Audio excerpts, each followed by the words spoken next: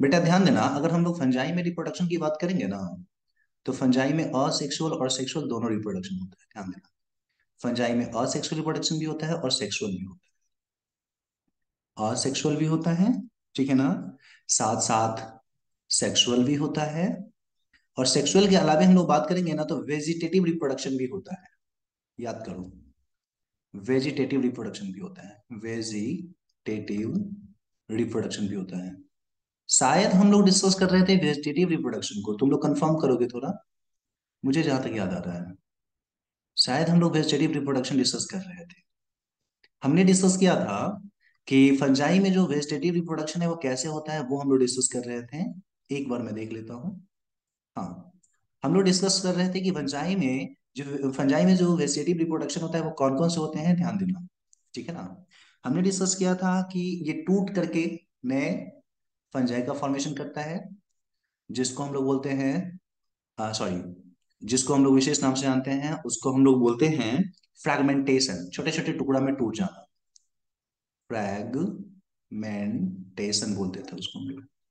उसके बाद हमने डिस्कस किया था फंजाई जो है ना, वो हमारा बडिंग करके भी रिप्रोडक्शन करता है। मुकुलन या बडिंग जिसको बोलते हैं, वो करके भी रिप्रोडक्शन करता है। ठीक है ना। उसके बाद हमने डिस्कस किया था असेक्सुअल रिप्रोडक्शन में वो बहुत सारे स्पोर का फॉर्मेशन करके रिप्रोडक्शन करता है। हाँ, मुझे याद आ गया, हमने स्पोर के बारे में डिस्कस कर रखा था, याद करो। तुम लोगों ने पूछा भी था स्पोर, तो हमने बताया था एग्जाम्पल उसका, याद कीजिए। अगर हम लोग असेक्सुअल रिप्रोडक्शन की बात करें, तो असेक्सुअल रिप्रोडक्शन में स्पोर के जरिए रिप्रोडक्शन होता है ना। Asexual reproduction by spore formation होता है, याद करो, स्पोर फॉर्मेशन। याद कीजिए, हमने बताया था कि स्पोर का जो फॉर्मेशन होता है ना, स्पोर यहाँ पे कैसा होगा, तो असेक्सुअल स्पोर होगा, याद करो। हमने डिस्कस कर रखा था कि यहाँ पे स्पोर जो होगा वो असेक्सुअल स्पोर होगा। ठीक है ना, असेक्सुअल स्पोर फॉर्मेशन यहाँ पे होता है। मैं लिख ही लेता हूँ इस चीज को, यहाँ पे असेक्सुअल स्पोर बनेगा, याद करो। और हमने बताया था कि ये असेक्सुअल स्पोर कितने प्रकार का है, याद कीजिए बेटा। हमने डिस्कस किया था असेक्सुअल स्पोर अगर एक थैली में बने तो उसको हम लोग बोलते हैं स्पोरेंजियो स्पोर। स्पोरेंजियो स्पोर बोलते हैं उसको, स्पोरेंजियो स्पोर। और अगर ऐसा हो कि उसका टुकड़ा बाहर से टूट करके स्पोर बनाए, तो उसको हम लोग बोलते हैं कोनिडियो स्पोर, याद करो। क्या बोलते थे उसको हम लोग, जल्दी कमेंट में बताओ तो, अगर बाहर से बने तो, जल्दी बताओ क्या बोलते थे उसको। हाँ, वेरी गुड बेटा, कोनिडियो स्पोर बोलते थे। कोनिडियो स्पोर के नाम से डिस्कस कर रहे थे ना। तो असेक्सुअल दो स्पोर दो तरीके का हमारा था, एक हमारा था कोनिडियो स्पोर, और जो दूसरा हमारा था वो था स्पोरेंजियो स्पोर। अच्छा, स्पोरेंजियो स्पोर भी दो तरीके का था, याद करो। एक स्पोरेंजियो स्पोर जो था वो चलता फिरता था, मोटाइल था। तो मोटाइल स्पोरेंजियो स्पोर को क्या नाम देते थे, कमेंट में कोई बताओ। मोटाइल स्पोरेंजियो स्पोर को क्या बोलते थे? वेरी गुड बेटा सफीना, जू स्पोर, एक्सलेंट, जू spore, very good, very good बेटा। चलो ठीक है, अगर ये स्पोरेंजियोस्पोर नहीं चले फिरे तो उसको क्या बोलते थे, अगर चलता फिरता नहीं था तो? जल्दी बताओ, अगर ये नहीं चले तो क्या बोलेंगे, अदीबा बता, फतेहा, जल्दी बता। चल मैं बताता हूं, अगर ये नहीं चलता फिरता था तो उसको हम लोग बोलते थे अप्लानो स्पोर। अप्लानो स्पोर के नाम से इसको हम लोग डिस्कस करते थे ना। तो इस तरीके से हम लोगों ने देखा था कि जो हमारा स्पॉन्जियो स्पोर है वो दो तरीके का हो सकता है। वो हो सकता है हमारा जू स्पोर, ठीक है ना, या हो सकता है वो हमारा एप्लानो स्पोर हो ना। तो ये सारे के सारे स्पोर हमारे कैसे थे, असेक्सुअल स्पोर के एग्जाम्पल थे। ठीक है ना। तो यहां तक हम लोग डिस्कस कर चुके थे। हम लोग को याद क्या रखना था, हम लोग को याद रखना था ये जो हम लोग ऊपर वाला जो लिख रहे हैं ना, चाहे हमारा ये अप्लानोस्पोर हो चाहे हमारा जूस्पोर हो, इंडोजिनसली ये बनता है। ठीक है ना, ये फॉर्म्ड होता है इंडोजिनसली ना। जबकि कोनिडियोस्पोर कैसे बनता है, ये बनता है एक्सोजिनसली। ओके, इन एक्सोजिनसली बनता है ना। तो ये सब हम लोग डिस्कस कर चुके थे, इसमें तो कोई प्रॉब्लम नहीं होना चाहिए। शहनवाज को साउंड नहीं आ रहा है, कोई बताना शहनवाज को कि वो वॉइस के साथ जुड़े। वॉइस के साथ जुड़ा ही नहीं है तो कैसे साउंड है? कोई इसको इन्फॉर्म कर दो वॉइस के साथ जुड़ने के लिए। तो यहां तक में बेटा किसी को कोई प्रॉब्लम तो मुझे बताओ। शहनवाज और आरफा दोनों को बता दो कोई, कि वो माइक के साथ जुड़े। माइक के साथ नहीं जुड़ी है दोनों। यहां तक में किसी को कोई प्रॉब्लम? ओके बेटा, वेरी गुड। चलो ठीक है, तो आगे बढ़ते हैं हम लोग, ठीक है ना? इसको अपन सेव करते हैं और अपन चलते हैं आगे। आज हम लोग डिस्कस करने वाले हैं सेक्सुअल रिप्रोडक्शन इन फंजाई। ठीक है बेटा? फतेहा सिम्बाइंड के बारे में डिस्कस करेंगे, अभी चिंता मत करो, डिस्कस करेंगे। लास्ट जब फंजी खत्म होने लगेगा ना फंजाई, तो याद कर देना कि सर ये टॉपिक बचा हुआ है। ठीक है ना? तो अगली क्लास में बेटा, मतलब अगले जब फंजाई कंप्लीट होने लगेगा, तो सिम्बाइंड के बारे में बात करेंगे। चलो ध्यान देना। हम लोग थोड़ा सा बात कर लेते हैं यहाँ पे इसके बारे में। हम लोग डिस्कस करने वाले हैं यहाँ पे सेक्सुअल रिप्रोडक्शन इन फंजाई। ठीक है ना? अपना हेडिंग है सेक्सुअल रिप्रोडक्शन इन फंजाई। हम लोग इसके बारे में डिस्कस करने वाले हैं। अपना टॉपिक रहेगा फंजाई में सेक्सुअल रिप्रोडक्शन। ध्यान देना बेटा, अगर हम लोग बात करेंगे मतलब कि फंजाई में सेक्सुअल रिप्रोडक्शन कैसे होता है, तो हमें हम लोग अगर देखेंगे ना, ठीक है ना? कोई शहनवाज को बता दो बेटा, शहनवाज वॉइस के साथ नहीं जुड़ा है, उसको कुछ भी सुनाई नहीं पड़ेगा। जिसके पास में भी कांटेक्ट नंबर है उसको फोन करके या मैसेज करके बोल दो रिज्वाइन करे फिर से, नहीं तो वॉइस के साथ जुड़े। ध्यान देना। तो अगर सेक्सुअल रिप्रोडक्शन इन फंजाई में बात करेंगे ना, तो बड़ा ही यूनिक यहाँ पे रिप्रोडक्शन होता है। ध्यान देना। फंजाई में रिप्रोडक्शन का 3 स्टेप है। सबसे पहले जो मैं बता रहा हूं बारीकी से सुनो। सेक्सुअल रिप्रोडक्शन इन फंजाई में 3 स्टेप होता है। कौन कौन से होते हैं? ध्यान दो। पहले मैं इसका नाम लिख लेता हूं, फिर हम लोग एक एक करके डिस्कस करें। पहला जो स्टेप होता है उसको हम लोग नाम देते हैं प्लाज्मोगेमी। वर्ड पे ध्यान दो, प्लाज्मोगेमी। ठीक है ना? उसके बाद वाला जो स्टेप होता है उसको हम लोग बोलते हैं कैरियोगेमी। कैरियोगेमी। ठीक है ना? और उसके बाद का जो स्टेप होता है उसको हम लोग बोलते हैं, उसके बाद जो कैरियोगेमी हमारा हो जाएगा, उसके बाद के स्टेप को हम लोग बोलते हैं मियोसिस। ठीक है ना? तो फंजाई में सेक्सुअल रिप्रोडक्शन के 3 स्टेप है, कौन कौन सा बेटा? ध्यान दो। सबसे पहला हमारा जो है उसको बोलते हैं प्लाज्मोगेमी। ठीक है ना? उसके बाद वाले स्टेप को हम लोग बोलते हैं कैरियोगेमी। ठीक है? और उसके बाद वाले स्टेप को हम लोग बोलते हैं मियोसिस। ये 3 स्टेप में हमारा क्या होता है? रिप्रोडक्शन होता है फंजाई में। कौन कौन सा? पहला हमारा है प्लाज्मोगेमी। फिर से दोहराओ मेरे साथ, ध्यान दो यहाँ पे। पहला जो स्टेप अपना है उसको हम लोग बोलते हैं प्लाज्मोगेमी। ठीक है ना? उसके बाद वाला है कैरियोगेमी। उसके बाद वाला है मियोसिस। चलिए जी, तीनों स्टेप को हम लोग तोड़ करके एक एक करके डिस्कस कर लेते हैं। ठीक है ना? सबसे पहले अपन ऐसा करते हैं, प्लाज्मोगेमी का मतलब क्या है उसको समझते हैं। शब्द को पहले देखो, 2 शब्द से यहाँ पे बना हुआ है ये। देखो यहाँ ये जो मैं गोल कर रहा हूं, प्लाज्मो। फिर उसके बाद वाला नीचे देखो, एक शब्द है कैरियो, ना? ये 2 शब्द। देखो प्लाज्मो का मतलब यहाँ है साइटोप्लाज्म। मैं जो लिख रहा हूं इस चीज को गौर करना। ठीक है ना? प्लाज्मो का यहाँ पे मतलब हम लोग लिखेंगे साइटोप्लाज्म। यहां से शब्द लिया गया है प्लाज्मो, साइटोप्लाज्म। ठीक है?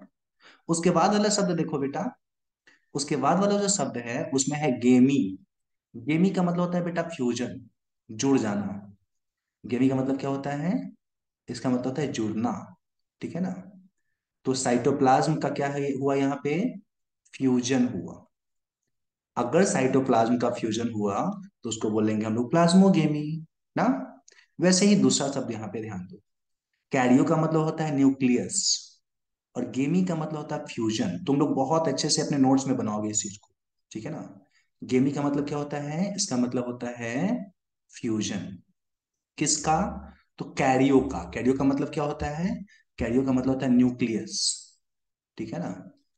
अगर न्यूक्लियस का फ्यूजन हो, ठीक है ना, न्यूक्लियस का फ्यूजन हो, तो कैरियोगेमी बोलेंगे।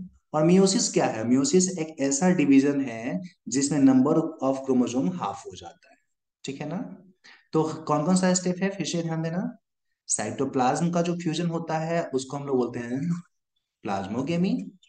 उसके बाद वाला है हमारा कैरियोगेमी, जिसमें न्यूक्लियस का फ्यूजन होता है। फिर होता है मियोसिस। ठीक है ना। तो चलिए जी, इसको डिस्कस तो हम लोग कर लिए। ये तीन स्टेप हमारा है, तीनों स्टेप को डिटेल में डिस्कस करेंगे। इसको डिटेल में डिस्कस करने से पहले मुझे कोई बताएगा कि इन दो शब्दों का मतलब क्या होता है जो मैं लिख रहा हूं। कौन कौन बताएगा, जल्दी बताओ। हैप्लॉइड का मतलब क्या होता है और डाइप्लॉइड का मतलब क्या होता है। कौन कौन बता रहा है मुझे। हैंड रेज करना, मैं मौका दूंगा, अनम्यूट करूंगा जल्दी। जो जो बता सकते हो हैंड रेज करो, हाथ उठाओ जल्दी। देखो तुम्हारे स्क्रीन पे ऑप्शन होगा हाथ उठाने का। कैरियो, ये हैप्लॉइड और डाइप्लॉइड का मतलब कौन कौन समझा सकता है मुझे अभी, जल्दी। ओके, सफीना समझा सकती है, और कोई जल्दी बता बेटा। कौन कौन समझा सकता है। अनस मुझे समझा सकता है। अनस जल्दी बता। केवल सफीना बता पाएगी, और कोई नहीं बता पाओगे तुम लोग। बहुत पिटाओगे तुम सब। चलो मैं तुम्हें अनम्यूट कर रहा हूँ। सफीना मुझे बताना, ठीक है ना। एक मिनट।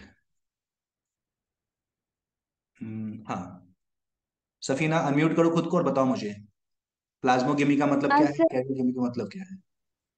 हाँ, डाइप्लॉइड मतलब कि two set of chromosome chromosome very good बेटा। मतलब टू। और हैप्लॉइड मींस सिंगल सिंगल ये सेट ऑफ क्रोमोसोम जो 23 पेयर्स का होता है ना, सिंगल। हाँ हाँ और हाँ, वेरी टू गुड बेटा। पेयर। हाँ, सफीना बता रही है डाइप्लॉइड का मतलब हो गया two pair of chromosome. Okay. और हैप्लॉइड का मतलब होता है सिंगल सेट ऑफ क्रोमोसोम ना। सिंगल ओके सेट बेटा, ऑफ मुझे क्रोमोसोम। बताना डाइप्लॉइड का एग्जाम्पल। डाइप्लॉइड का एग्जांपल। हाँ बेटा,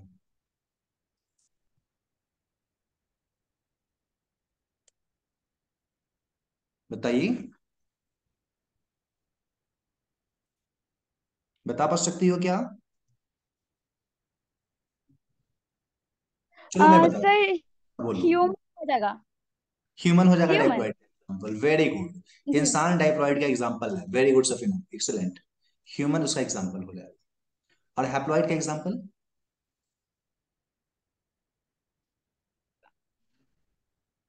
इसका बैक्टीरिया नहीं हाँ नहीं ठीक है बेटा, नहीं very good, excellent. Bacteria.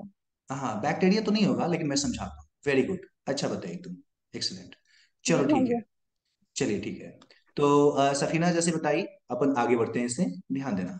Safina ने बताया कि सर डाइप्लॉइड का मतलब है, ठीक है ना। आ, आ, हाँ, हाँ, ध्यान हो गया। सफीना अनम्यूट, म्यूट कर लो खुद को बेटा, म्यूट कर लीजिए। मैंने बता दिया वो भी। बेटा म्यूट कर लीजिए। हाँ, तो ध्यान दीजिए, अगर हम लोग यहाँ पे बात करें तो डाइप्लॉइड का मतलब क्या हुआ, टू सेट ऑफ क्रोमोसोम। मेरी बातों को समझना। डाइप्लॉइड का मतलब होता है two set of chromosome. Di का मतलब ही होता है टू, दो सेट। क्रोमोसोम का जो दो सेट होता है तो उसको हम लोग बोलते हैं डाइप्लॉइड क्रोमोसोम, डाइप्लॉइड बोलते हैं। अगर सिंगल सेट हो तो उसको हम लोग बोलेंगे हैप्लॉइड। समझो मेरी बात। सिंगल सेट को हम लोग हैप्लॉइड के नाम से डिस्कस करते हैं। हम लोग अगर अपने बॉडी को देखें तो इंसान का जो बॉडी बना हुआ है, 23 क्रोमोसोम मम्मी देती है ना, ओवम में, अंडा में। जो एग होते हैं उसमें 23 क्रोमोसोम होते हैं ना। और पापा जो स्पर्म देते हैं उसमें कितना होता है, इसमें भी 23 क्रोमोसोम होता है। तो हुआ ना दो सेट, एक सेट ये एक सेट ये ना। उन दोनों के मिलने से ना एक बच्चा जो है वो बनता है, एक बेबी का फॉर्मेशन होता है, बेबी बनती है ना। तो वो जो बेबी बना, उस बेबी में कितना है, टोटल 46 क्रोमोसोम है। एक सेट पापा मम्मी वाला और दूसरा सेट पापा वाला। तो अगर किसी का बॉडी दो सेट का बना हुआ हो, ध्यान देना, अगर किसी का बॉडी 2n हो तो उसको बोलेंगे हम लोग डाइप्लॉइड, ठीक है ना। लेकिन अगर हम लोग देखेंगे एक सेट क्रोमोसोम हो तो उसको बोलेंगे हम लोग हैप्लॉइड, ठीक है ना। बेटा जितने भी प्लांट है जनरली सारे प्लांट डाइप्लॉइड ही होते हैं। हम लोग बात करेंगे प्लांट किंगडम में, चिंता नहीं करना, ठीक है ना। अभी एनिमल की बात कर रहे हैं, जो पढ़ रहे हैं उसके बारे में बात करेंगे, और फंजाई के बारे में बात करेंगे। तो ध्यान दो, दो सेट ऑफ क्रोमोसोम होगा तो डाइप्लॉइड बोलेंगे, और एक सेट होगा तो हैप्लॉइड बोलेंगे। इंटरेस्टिंगली तुम अगर फंजाई में देखोगे ना, अच्छा ये बताओ मुझे, ये डाइप्लॉइड और हैप्लॉइड क्लियर है क्या? ये क्लियर है कि नहीं, ये मुझे बताओ, ये एक्स्ट्रा पॉइंट मैंने बताया, क्लियर है या नहीं? डाइप्लॉइड किसे बोलते हैं, हैप्लॉइड किसे बोलते हैं? जल्दी सारे लोग बताओ। पता है अदीबा, ओके, सफीना, जल्दी कमेंट करो। ओके, वेरी गुड बेटा, वेरी गुड। चलो ठीक है। Okay Yasmin, Shahnawaz, Kadiba, okay, very good Amaz, okay. ध्यान दो। तो यहाँ पे ये मुझे दो शब्द केवल समझाना था, डाइप्लॉइड क्या है, हैप्लॉइड क्या है, मेरे को केवल ये शब्द समझाने थे। ठीक है ना? अब मैं इसको मिटाता हूँ। देखो, किंगडम फंजाई के जितने भी फंगस होते हैं ना, जितने भी कवक होते हैं, इंटरेस्टिंगली सारे के सारे हैप्लॉइड होते हैं। पहले दिमाग में इसको भर लो, तब ये चीजें समझ में आएंगी जो हम यहाँ पे बता रहे हैं। दिमाग में क्या डालना है? जितने भी फंजाई होते हैं, सारे के सारे हैप्लॉइड होते हैं। ठीक है ना? मान लो ये फंजाई का हाइफा, ठीक है ना? ये हाइफा, ये भी एक फंजाई है, इसका भी हाइफा। तो इसका जो बॉडी होगा ना, वो कैसा होगा, हैप्लॉइड होगा। मतलब क्या, इसमें नंबर ऑफ क्रोमोसोम जो होगा एक सेट होगा, एन एन इसमें नंबर ऑफ क्रोमोसोम होगा, एन एन होगा इसमें, number of chromosome n n होगा। तो अब ये कैसे कैसे रिप्रोडक्शन करने वाला है, देखिए जी, ध्यान दीजिए। मान लीजिए कि एक फंजाई इधर ए है और दूसरा फंजाई बी है, दोनों का ये हाइफा। इसको मन हुआ कि नहीं चलो सेक्सुअल रिप्रोडक्शन करते हैं, बहुत दिन हो गया सेक्सुअल रिप्रोडक्शन किए हुए हैं, सेक्सुअल रिप्रोडक्शन करते हैं। तो सबसे पहले ये क्या करेगा पता है आपको? ये करेगा प्लाज्मोगेमी। प्लाज्मोगेमी का मतलब क्या? साइटोप्लाज्म का फ्यूजन। होगा यूं कि दोनों फंजाई आपस में नजदीक आ जाएंगे और ऐसे एक दूसरे को छू लेंगे। समझना मेरी बात। ये इस प्रकार से आपस में एक दूसरे को छू लेंगे, ऐसे ही N N N N N N. और छूने के बाद वो क्या करेंगे पता है आपको? जो टर्मिनल है, सबसे अंत वाला है, उसमें साइटोप्लाज्म गायब होने लगेगा, ये इसका जो प्लाज्मा मेम्ब्रेन है वो गायब होने लगेगा। और जैसे ही प्लाज्मा मेम्ब्रेन गायब हो जाएगा तो क्या होगा? ये दोनों सेल जो टर्मिनल है, अंत वाले जो सेल थे, वो आपस में जुड़ जाएंगे। समझना मेरी बात। ये वाली सेल और ये वाली जो सेल थी, उनका साइटोप्लाज्म आपस में जुड़ जाए ना। और इस तरीके से दोनों का साइटोप्लाज्म मिक्स कर गया। चूंकि दोनों का साइटोप्लाज्म जो है वो मिक्स कर गया, फ्यूज कर गया, इसलिए इस घटना को बोलेंगे हम लोग प्लाज्मोगेमी।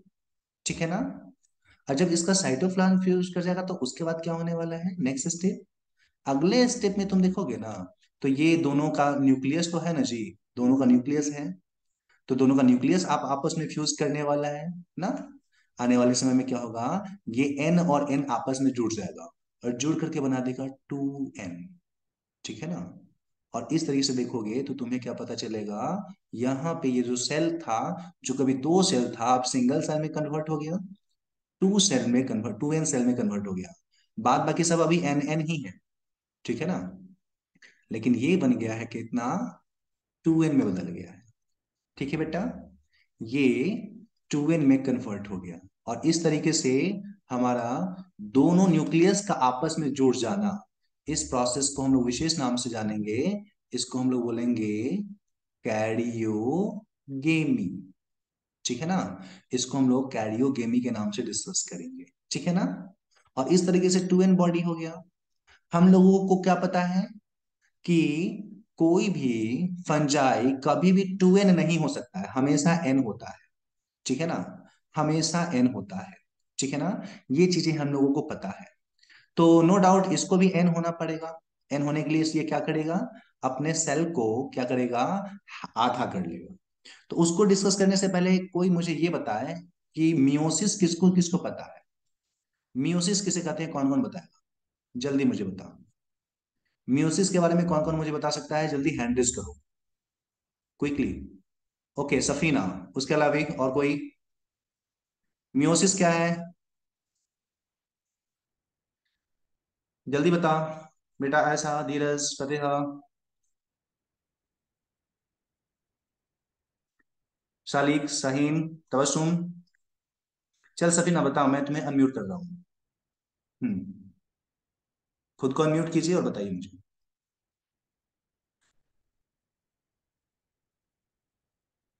सफीना। ओके चलो मैं बताता हूँ, वो शायद अनम्यूट नहीं कर पा रही है। ध्यान देना। मियोसिस क्या होता है, चलो समझो इस चीज को। देखो, हम लोग का जो निर्माण होता है, समझना मेरी बात। मम्मी का ये ओवम है, ठीक है ना, और पापा का ये स्पर्म है ना। मम्मी का जो ओवम है वो एन होता है, पापा का स्पर्म भी मम्मी का ओवम एन होता है, पापा का स्पर्म टू एन होता है। दोनों आपस में मिलते हैं। आपस में मिलने के बाद क्या बनता है, टू एन बनता है, जिसको हम लोग बोलते हैं जाइगोट। ठीक है ना।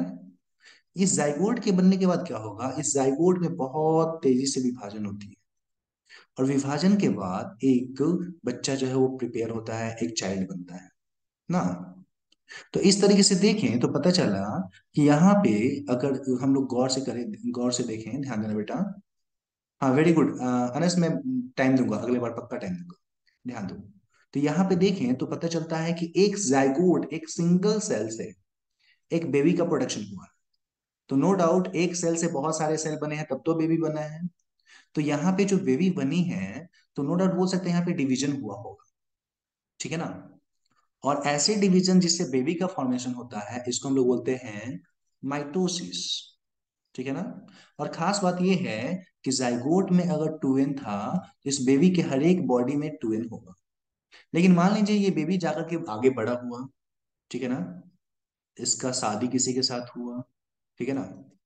तो अगर इसका शादी हुआ तो फिर से ये बेबी जो है, जो फादर बनेगा अब, वो स्पर्म देगा, मम्मी से ओवा आएगा ना। तो तुम मुझे बताओ कि ये जो बच्चा है इसमें तो 46 क्रोमोसोम है, तो ये जो स्पर्म देगा तो इसमें 23 क्रोमोसोम आना चाहिए ना। हाँ, ओवम में भी 23 क्रोमोसोम आना चाहिए बेटा। तो यहाँ पे क्या करना पड़ेगा, अब इसको इसको माइटोसिस न करके एक विशेष प्रकार का डिवीजन करना पड़ेगा, जिसको हम लोग बोलते हैं मियोसिस। वेरी गुड बेटा, इसको हम लोग बोलते हैं मियोसिस। ठीक है ना। तो मियोसिस को हम लोग कैसे डिफाइन करेंगे, ध्यान देना। हाँ, यहाँ पे होगा क्या, नंबर ऑफ क्रोमोसोम हाफ हो जाता है। तो अगर तुमको कोई पूछे माइटोसिस क्या है, मियोसिस क्या है, तो मैं यहाँ पे कॉर्नर पे लिख देता हूँ। ठीक है ना। ये सारी चीज मिटा करके माइटोसिस और मियोसिस क्या है, उसको मैं कॉर्नर पे लिख देता हूँ। माइटोसिस को हम लोग बोलते हैं रिडक्शनल डिवीजन। इसको क्या बोलेंगे, रिडक्शनल डिवीजन। ठीक है ना। इसमें क्या होता है, इसमें नंबर ऑफ क्रोमोसोम क्या होता है, हाफ हो जाता है। समझना, हाफ हो जाता है। इसके बारे में ये पॉइंट हम लोग को याद रखना है। मतलब क्या, अगर मान लीजिए कोई सेल जो है वो 2n है, तो दो ठो एन एन में वो टूट जाएगा। इसको बोलेंगे हम लोग मियोसिस। उसके उल्टा माइटोसिस क्या है, माइटोसिस में हम लोग देखें तो माइटोसिस जो है ना हमारा इक्विटेशनल डिवीजन है। ध्यान देना, इक्विटेशनल डिवीजन है। इसमें होता क्या है, तो इसमें देखेंगे ना, तो इसमें हम लोग देखें, अगर कोई सेल 2n है, दो सेल में डिवाइड हुआ, तो वो 2n का 2n ही रहेगा। समझना मेरी बात। या मान लीजिए कि दो कोई सेल जो है n है, हैप्लॉइड है, ठीक है ना, कोई सेल हैप्लॉइड है, n है, तो वो डिवाइड करेगा ना तो n और n में ही रह जाएगा। ठीक है ना। तो इस तरीके से देखेंगे तो सेल का डिवीजन दो तरीके का होता है, ये कहीं पे डब्बा बना करके बॉक्स में हम लोग एक साथ लिख लेंगे। सेल डिवीजन दो तरीके का होता है, सेल का डिवीजन दो तरीके से होता है। अगर स्पर्म और ओवम बनाना है तो हम लोग करेंगे मियोसिस, और अगर शरीर का निर्माण करना है तो करेंगे माइटोसिस। स्पर्म और ओवम में होगा क्या, हमारा नंबर ऑफ क्रोमोसोम आधा हो जाएगा, जैसे 46 क्रोमोसोम क्रोमोसोम से 23 क्रोमोसोम का हो जाना। ठीक है ना। जबकि अगर मियोसिस में देखेंगे तो नंबर ऑफ क्रोमोसोम वैसे ही रहेगा जैसे जिस सेल से बना है उसमें था। ठीक है ना। तो तुम लोग मुझे ये बताओ, माइटोसिस मियोसिस क्लियर हुआ कि नहीं, ये मुझे बताओ। सेल डिवीजन दो तरीके का है, माइटोसिस मियोसिस। माइटोसिस में नंबर ऑफ क्रोमोसोम सेम रहेगा, मियोसिस में आधा हो जाएगा। ये चीज क्लियर है कि नहीं, जल्दी बताओ मुझे सारे लोग। बाराती पार्टी आप लोग भी बताइएगा, जो केवल कथा सुन रहे हैं, बाद में प्रसाद लेके जाएंगे। ओके दीवा, ऐसा, वेरी गुड, वेरी गुड बेटा, जल्दी सारे लोग मुझे बताना। ओके, वेरी गुड, एक्सलेंट बेटा। चलो कुछ बाराती पार्टी तो कम से कम उठा। हाँ खदीवा, फिर से बताता हूँ, देखो, हमारे शरीर में अगर नंबर ऑफ क्रोमोसोम हाफ हो जाए डिवीजन के बाद, तो उसको बोलेंगे meiosis. Number of chromosome same रहे तो उसको बोलेंगे माइटोसिस। ठीक है ना। अगर ये चीज मुझे तुम्हें समझ में आ गया है कि नंबर ऑफ क्रोमोसोम जो है वो हाफ हो जाता है तो मियोसिस है, और नंबर ऑफ क्रोमोसोम सेम रहता है तो माइटोसिस है, तो मैं कुछ क्वेश्चन पूछूंगा, बताना मुझे। नंबर ऑफ क्रोमोसोम यहाँ पे देखो हाफ हो गया, 2n था, 2n से विभाजन के बाद एन दो ठो सेल बन गया, मियोसिस। नंबर ऑफ क्रोमोसोम यहाँ पे 2n है, इससे जो हमारा दो टो सेल बना वो हमारा एन एन 2n का 2n ही रहा, माइटोसिस। नंबर ऑफ क्रोमोसोम हमारा n था, डिवीजन के बाद n n ही रहा। नंबर ऑफ क्रोमोसोम n था, डिवीजन के बाद n ही रहा, माइटोसिस। तो तुम मुझे ये बताओ, हमारे शरीर में उंगली उंगली कट जाता है तो देखते हो कि फिर से वो घाव भर जाती है, सेल फिर से नया बन जाता है।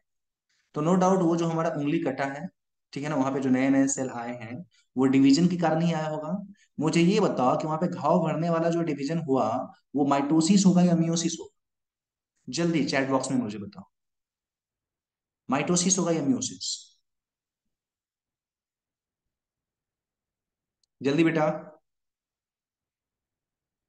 वेरी गुड सफीना, माइटोसिस होगा वो। हमारे शरीर में जहां पे भी मरम्मत की काम होती है, टूट फूट की काम होती है, सब माइटोसिस से ही होता है। Okay Anshu, very good Asfi. ठीक है ना, माइटोसिस होगा, वेरी गुड खतीब। ओके। और रिप्रोडक्शन के लिए जो हमारा स्पर्म बनता है या ओवा बनता है वो कैसा होगा, माइटोसिस या मियोसिस? जल्दी। ओके वेरी गुड बेटा, तबस्सुम, मियोसिस होगा ना। तो ये चीज यहाँ पे बताना था, इस चीज को हम लोग को ध्यान रखना है। चलिए जी आगे बढ़ते हैं इससे आगे, वेरी गुड बेटा। ओके आदिल, ध्यान देना। तो चलो इसको अपन सेव करते हैं और उससे आगे बढ़ेंगे, ध्यान देना। मैं इसको मिटाता हूं। तो हम लोग को माइटोसिस और मियोसिस दो तरीके का सेल डिवीजन होता है वो हमें पता है। अब मैं तुमसे एक सवाल पूछूंगा, तुम मुझे बताना। हमको ये पता है कि फंगी का जो बॉडी होता है, फंजाई का, वो होता है हैप्लॉइड। ध्यान देना, फंजाई जो होते हैं, ठीक है ना, फंजाई जो होता है उनका बॉडी कैसा होता है, हैप्लॉइड होता है।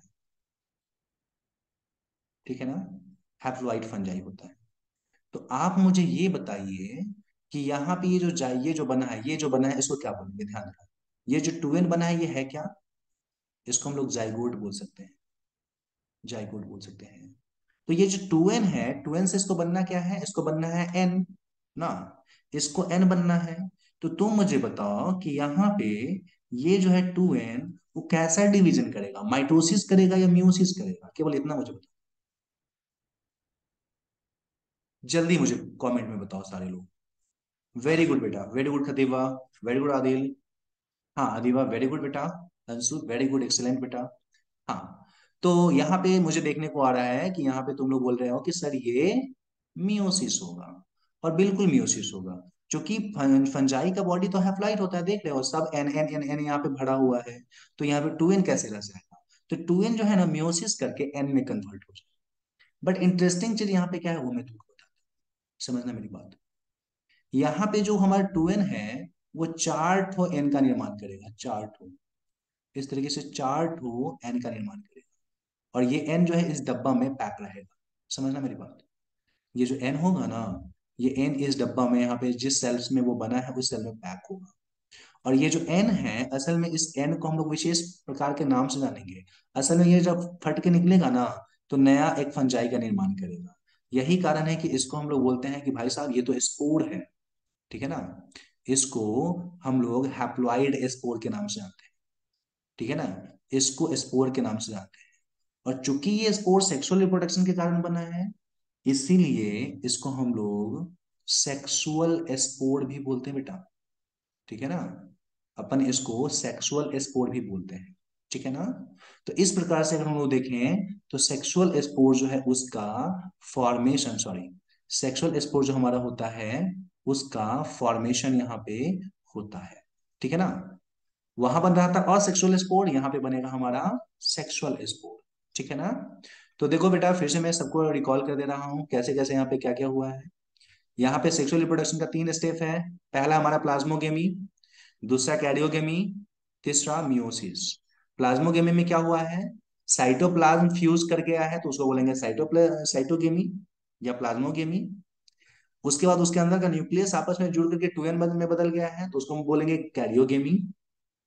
उसके बाद उसमें मियोसिस हो गया है और स्पोर का निर्माण हुआ है। उसको बोलेंगे हम लोग म्यूसिस ना।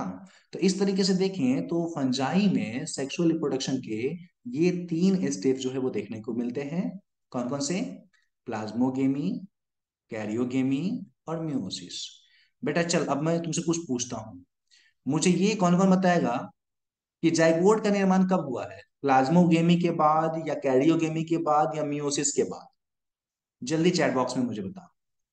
जाइगोट का निर्माण कब हुआ है? प्लाज्मो के बाद, कैरियो के बाद, या मियोसिस के बाद? जल्दी, मैं वेट कर रहा हूँ।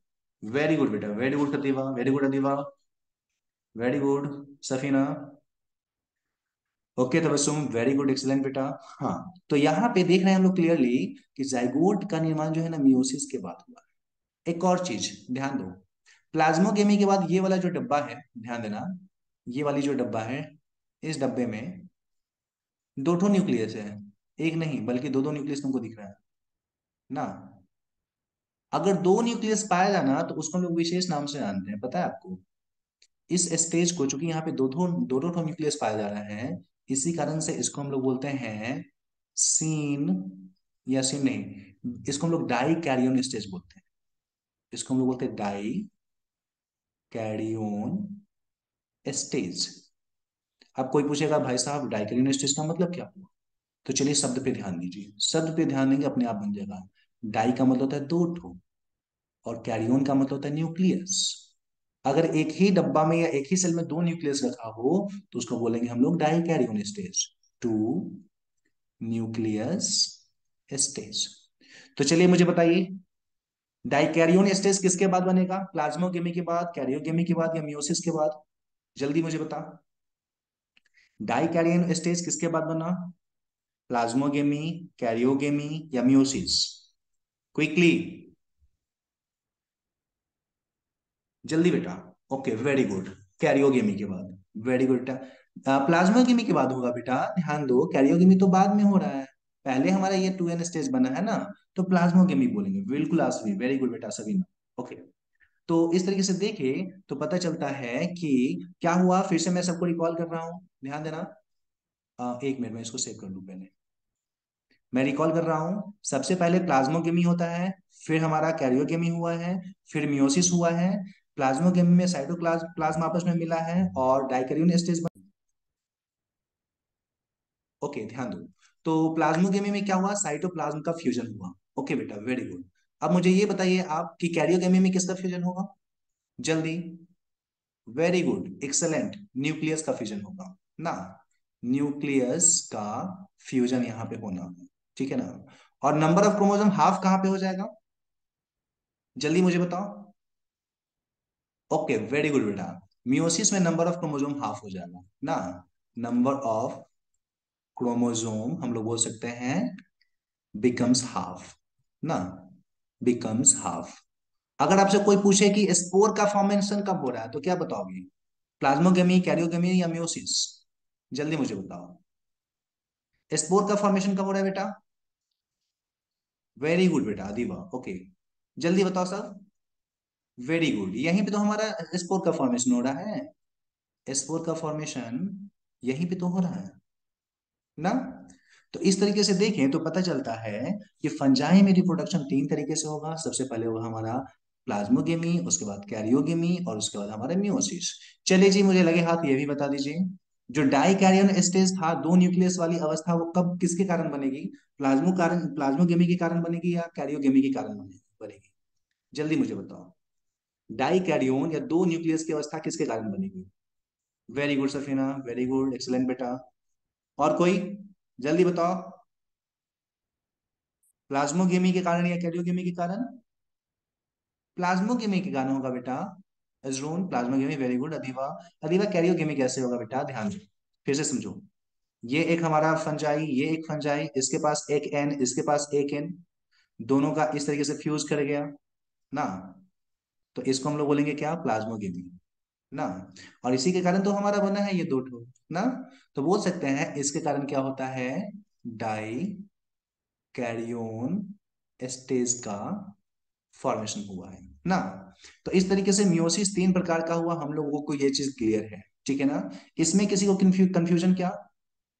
अगर किसी को कंफ्यूजन या नहीं समझ में आया तो नो सर बोलो जल्दी। अगर कंफ्यूजन नहीं है तो नो लिखो, मैं फिर से बताऊं, या आगे बढ़ेंगे हम लोग।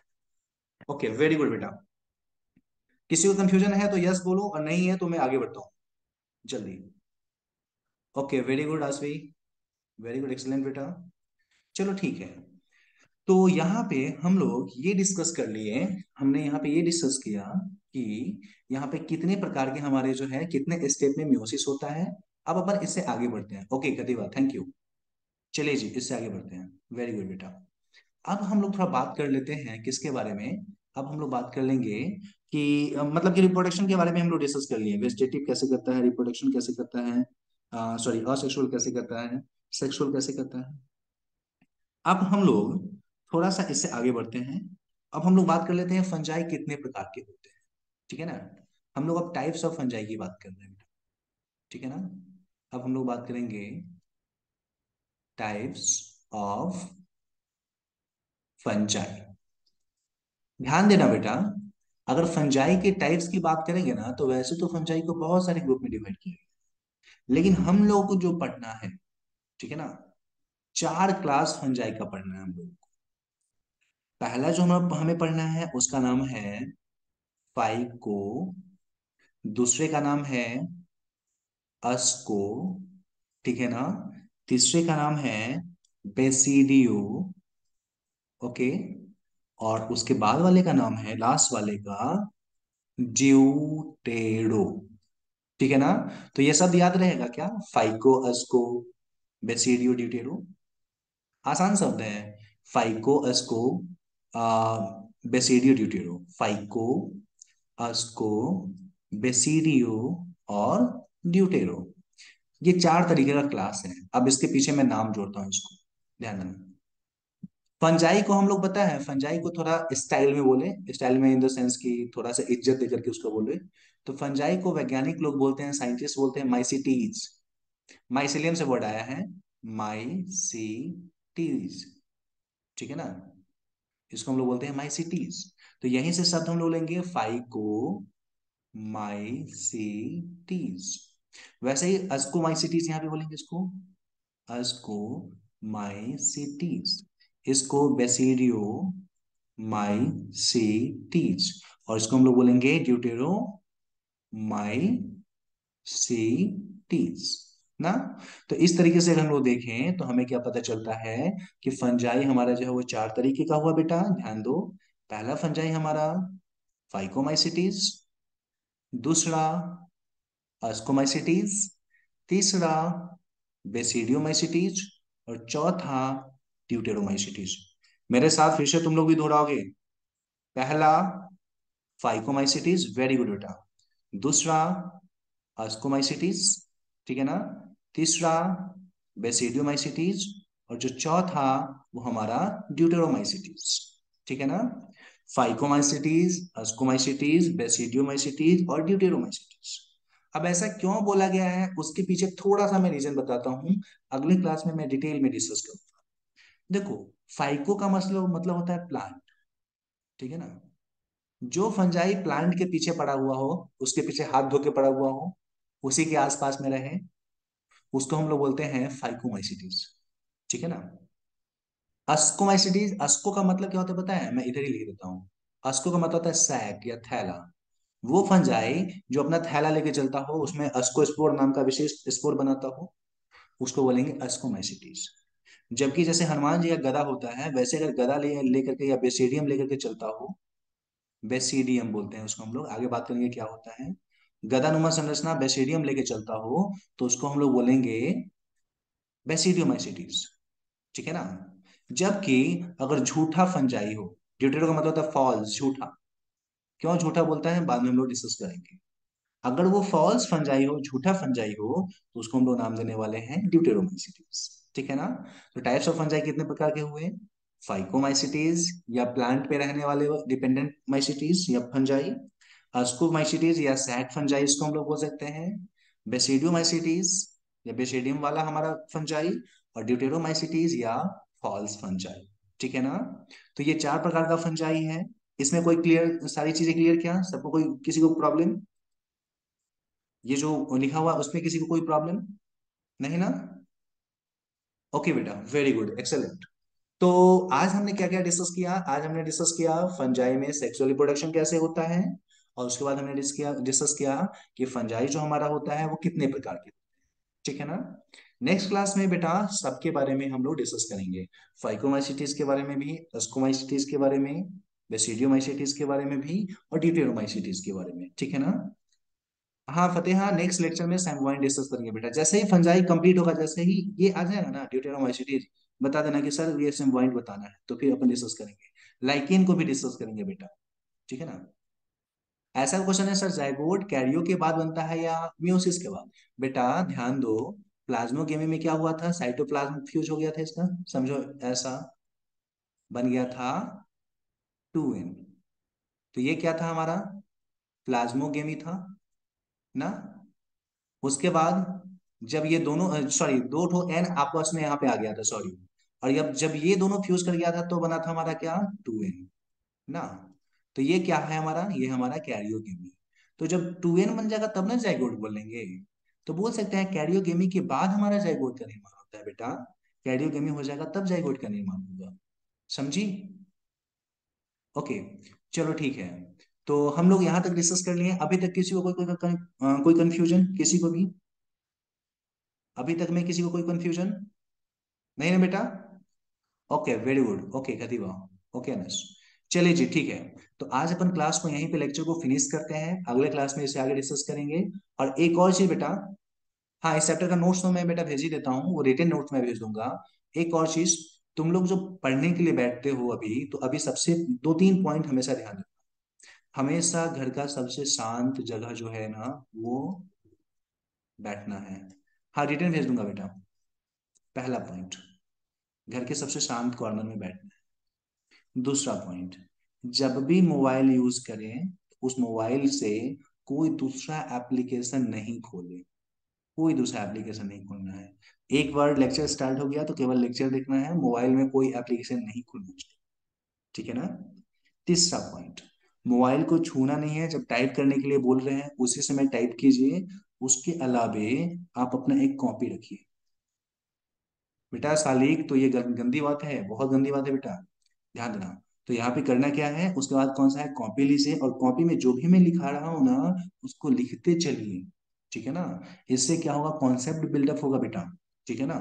जो मैं पढ़ा रहा हूँ आप लोगों को, बहुत बड़ी चीज है ये, इतना आसानी में ये चीजें नहीं मिलती है। और जो सर आप लोग को प्रोवाइड कर रहे हो, बहुत बड़ी बात है, ठीक है ना? तो ये तीन चार पॉइंट जो है वो हमेशा फोकस रखो। शांत जगह पे बैठना है, मोबाइल पे लेक्चर देख रहे हैं तो लेक्चर के अलावा और कुछ नहीं खोलना है। और सबसे इंपॉर्टेंट चीज, कॉपी लेके बैठना है, कॉपी में नोट्स करना है।